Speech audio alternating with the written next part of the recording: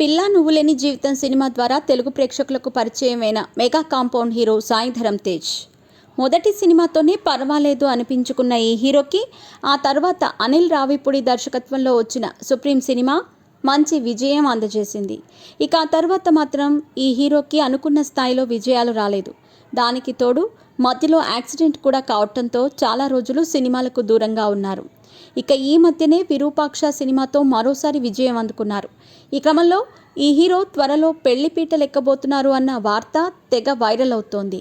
అది కూడా మరెవరితోనూ కాదు, తెలుగులో కొన్ని సూపర్ హిట్ సినిమాలలో నటించిన మెహరీన్తో.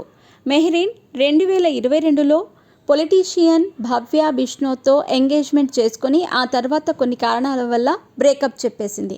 ఈ క్రమంలో ఎప్పుడూ ఈ హీరోయిన్ సాయి ధరమ్ తేజ్తో ప్రేమలో ఉందని, వీరిద్దరూ త్వరలో పెళ్లి చేసుకోబోతున్నారన్న వార్తలు వినిపిస్తున్నాయి.